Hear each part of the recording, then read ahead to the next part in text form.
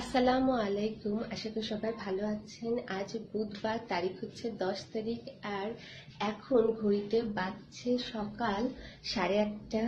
ঘুম থেকে উঠেছি অনেক আগে। ঘুম থেকে ওঠার পর ফজরের নামাজ আদায় করেছি। এরপরে মনে হচ্ছিল আমার ঘুমটা সম্পূর্ণ হয়নি, সেজন্য আরো 1-2 ঘন্টা ঘুমিয়ে নিয়েছি। এরপরে উঠে ফ্রেশ হয়ে রুমগুলো গুছিয়ে এই তো এখন ফ্রি হয়েছি। আর বাহিরের ওয়েদারটা, হ্যাঁ, খুবই সুন্দর, আকাশ পরিষ্কার। আমার তো এমনিও সকালে প্রকৃতি দেখতে খুবই ভালো লাগে। আর এখন যাব কিচেনে, যে দেখি আম্মু অলরেডি সকালে নাস্তার প্রিপারেশন শুরু করে দিয়েছে। তারপরে যে দেখি আজকে কি করছেন, আর যদি কিছু অন্যরকম করার থাকে তাহলে সেটা আমি এখানে আপনাদের সাথে শেয়ার করব। আজ দুপুরে ভাপা ইলিশ করা হবে, সেজন্য এখানে ইলিশ মাছ বের করে রাখা হয়েছে। আরো আছে ডাল, মূলা শাক ভাজি। ভাপা ইলিশটা করা হবে লাউ পাতা দিয়ে, সেজন্য এখানে লাউ পাতাও রেডি করে রাখা হয়েছে।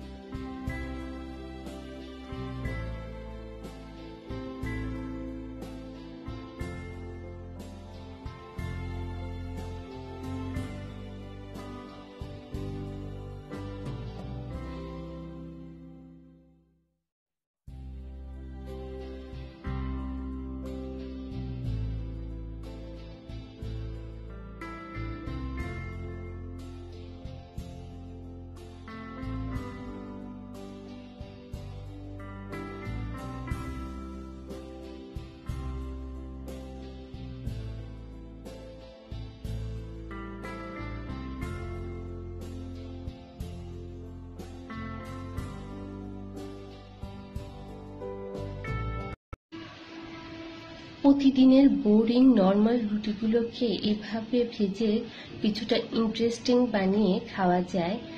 আমিও প্রায় মাঝে মাঝে যখন নর্মাল রুটি খেতে খেতে বোর হয়ে যায়, তখন আমার রুটিগুলোকে আমি এভাবে ভেজে নিই।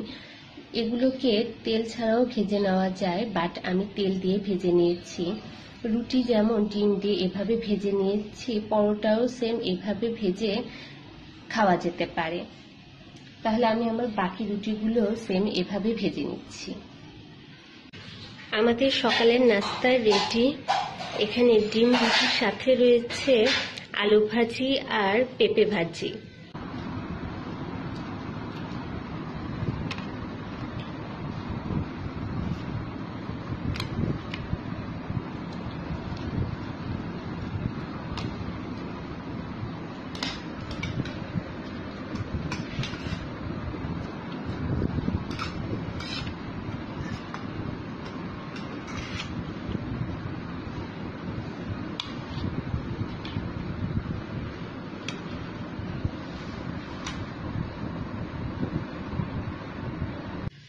আমার সকালে নাস্তা খাওয়া শেষ।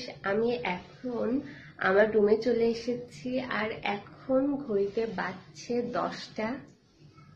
আর আজকে আমি দেখিয়েছি কিভাবে আমি বোরিং রুটিটার লুক চেঞ্জ করেছি। আমি প্রায় সময় এরকম করে থাকি, কারণ এক সময় হঠাৎ করে আমার মাথায় একটা আইডিয়া চলে আসে, প্রতিদিন একই রকমের রুটি খেতে খেতে মাঝে মাঝে একটা বোরনেস কাজ করে ভেতরে, সেজন্য ওই আইডিয়া থেকে আমি এটি একদিন তৈরি করে ফেলি, আর তখন থেকে এটা চলছে। এটা খেতে আমি প্লাস আমার বাসার সবাই অনেক পছন্দ করে। আর আব্বুকে যখন সকালে এটি দিচ্ছিলাম তখন আব্বু বলে, কি করেছো সোহান, হোস্টেলে আর বাসায় তুমি এরকম মজার মজার খাবার বানিয়ে খাচ্ছ, আমাদের খাওয়াচ্ছ, সোহান দেখলে পরে তো মন খারাপ করবে। আমি বললাম কোনো সমস্যা নেই, যেহেতু বাসায় সবসময় রুটি বানানোই থাকে আগের থেকে, তাই কোনো প্রবলেম নেই। জাস্ট পেঁয়াজ, মরিচ, সামান্য লবণ আর ডিম দিয়ে ঝটপট ভেজে নেওয়া যাবে আমার এই ডিম রুটি। আর আমি এখানে 10 থেকে 12টার মতো রুটি ভেজেছি, আর এখানে আমি ইউজ করেছি মাত্র 3টা ডিম। এর থেকে বেশি ডিম যদি ইউজ করা যায় তাহলে আরো ভালো, আরো মোটা করে রুটিটা ভেজে নেওয়া যাবে ডিম দিয়ে, কোনো সমস্যা নেই।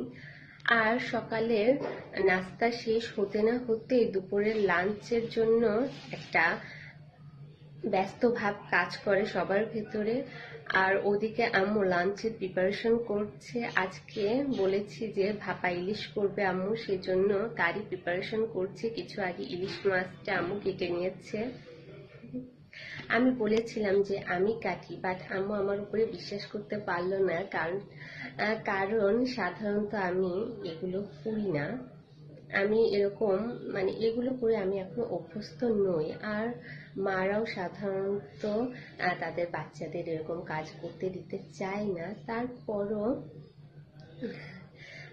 আজ আম্মু যে ভাপা ইলিশটা করবে সেটা আমি এখানে শেয়ার করব। প্লাস আমিও যেহেতু পারি না, সেহেতু আম্মুর কাছ থেকে আমি এই রেসিপিটা শিখে নেব। আশা করি আপনাদের ভালো লাগবে। তাহলে এখন যাই, দেখি আম্মুর যদি আমার কোনো হেল্পের দরকার হয় তাহলে এখন যাই আর আম্মুকে সাহায্য করি।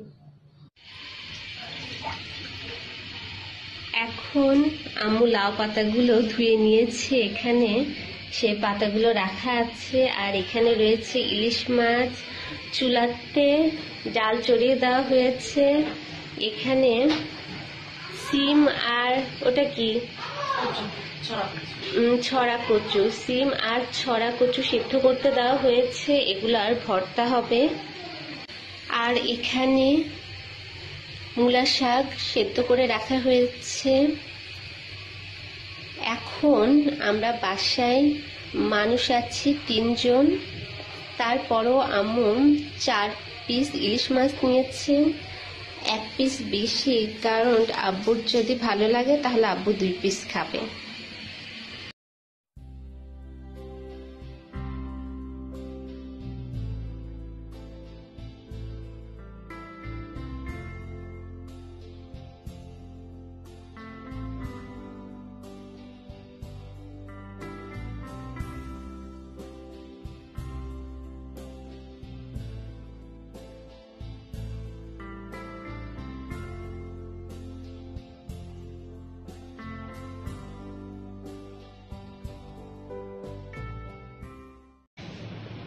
এখানে ফার্স্টে শাক আর ভর্তাগুলো রেডি হয়ে গেছে।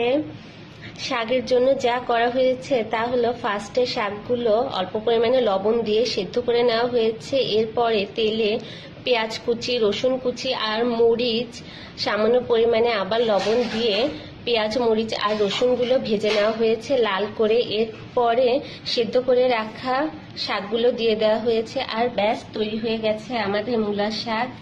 আর এখানে আছে ছড়া কচু ভর্তা আর বিলেতি সিম ভর্তা।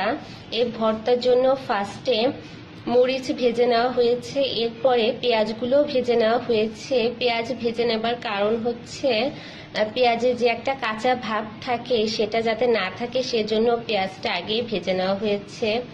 এরপরে পেঁয়াজ, মরিচ, সামান্য পরিমাণে লবণ আর সরিষার তেল দিয়ে এগুলো ভর্তা করে নেওয়া হয়েছে। আর বিলেতি সিমটা হচ্ছে পাটায় বেটে নেওয়া হয়েছে, যাতে এটার যে একটা দানা দানা ভাব হাত দিয়ে করতে গেলে থাকে সেটা যাতে না থাকে, সেজন্য পাটাতে এটা মিহি করে বেটে নেওয়া হয়েছে।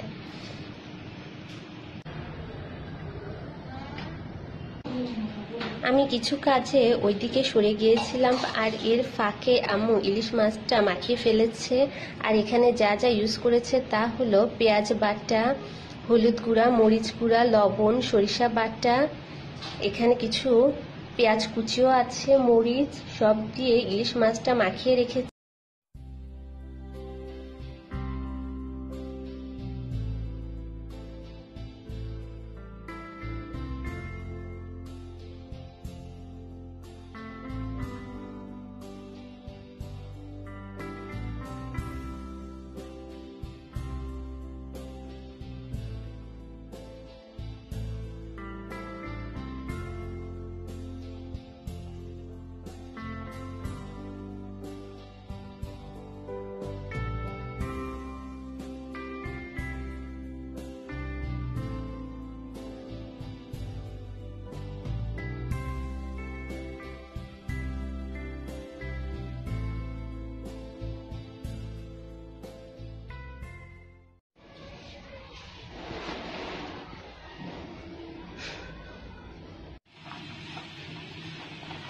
এটা অনেক ছোট হয়ে গেছে। নাকি চারটা ঠিকই আছে।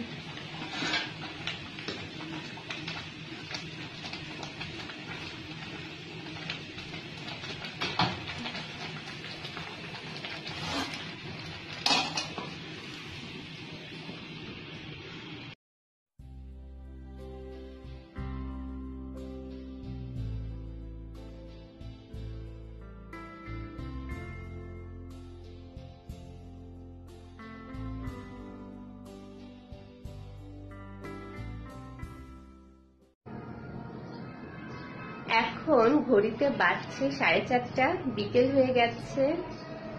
আর কিছুক্ষণ আগে বাইরে বৃষ্টি হয়েছিল, তাই তার রেস্টটা এখনো রয়ে গেছে।